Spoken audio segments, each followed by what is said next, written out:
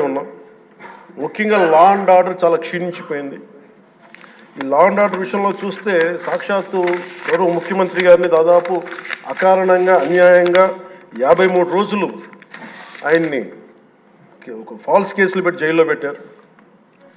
అలాగే అధ్యక్ష, మీరు కూడా గతంలో మిమ్మల్ని కూడా ఎంత వేధించారో మా అందరికీ తెలుసు, సభ్యులందరికీ తెలుసు. నిన్న రఘురామకృష్ణరాజు గారు కూడా ఏ స్థాయిలో అనుభవించారో అందరికి రాష్ట్రం అంతా తెలుసు. కానీ చాలా పెద్ద మనసుతోటి ఆయన వస్తే చాలా మనసు విప్పి నవ్వుతూ మాట్లాడడం చాలా ఆనందం కలిగించింది. మీ నుంచి మేము నేర్చుకోవాలి. ఎంత అంటే దాడి చేసిన హాని చేసిన మీ పెద్ద మనసుకి సభాముఖం మీ అందరికీ మీకు ప్రత్యేకించి మీకు ధన్యవాదాలు చెప్తాను. మీ అందరి నుంచి మీ నుంచి స్ఫూర్తి తీసుకుంటాం. మీ నుంచి అంటే తిట్లు తిన్నా కానీ దెబ్బ తిన్నా కానీ ఎంత సౌహృదయతో ఉండాలనేది మీరు చూపించారు. ఇంకొక యాంగిల్లో శ్రీ నారా చంద్రబాబు నాయుడు గారు నిన్న కూడా చెప్తా ఉన్నారు, వాళ్ళు మన మీద దాడులు చేశారు కదా అని చెప్పి ఈరోజు మనకు 164 సభ్యులు ఉన్నారని చెప్పేసి 21 మంది పార్లమెంట్ సభ్యులు ఉన్నారని చెప్పి మనం కూడా అలా చేయడం సహేతుకం కాదు. చాలా మనం యాజ్ పర్ సిస్టమే వెళ్ళాలి.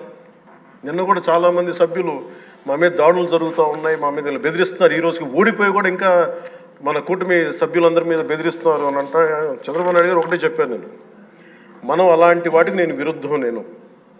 మీరు అలా కనుక కాదు, సిస్టమ్ని కాదని కనుక మీరు చేస్తే మీరు నాకు దూరం అవుతారని చెప్పి చాలా స్పష్టంగా చెప్పారు. అది నాకు కూడా చెప్పారు, అది మీకు కూడా వర్తిస్తుందని చెప్పి ఖచ్చితంగా చంద్రబాబు గారు చెప్తాను ఈ దృష్టిలో ఖచ్చితంగా దాన్ని ఒళ్ళు దగ్గర పెట్టుకుని మేమందరం ఉంటాం సార్.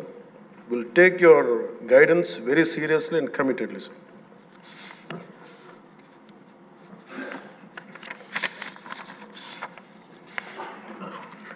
అలాగే కేంద్ర నాయకత్వం నిన్న ఈరోజు ఇందాక న్యూస్లో చూసిన అధ్యక్ష, 15,000 కోట్ల రూపాయలు మన ఏ అమరావతి లేకుండా ఈరోజు వరకు ఇబ్బంది పడతాను, అలాంటి అమరావతికి కేంద్ర మంత్రి మన నాయకులు ప్రధానమంత్రి గౌరవ ప్రధానమంత్రి శ్రీ నరేంద్ర మోదీ గారు బడ్జెట్లో ఈ రోజున 15,000 కోట్ల రూపాయలు అమరావతి కోసం రిలీజ్ చేసినందుకు సహృదయంతో మనస్ఫూర్తిగా కూటమి తరపున మా అందరి తరపున కూడా వారికి ధన్యవాదాలు తెలియజేస్తున్నాం అధ్యక్ష.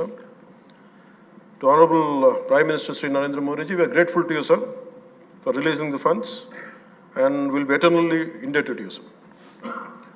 అలాగే భవిష్యత్తులో అధ్యక్ష చంద్రబాబు గారు కూడా చాలా స్పష్టంగా చెప్పారు నిన్న,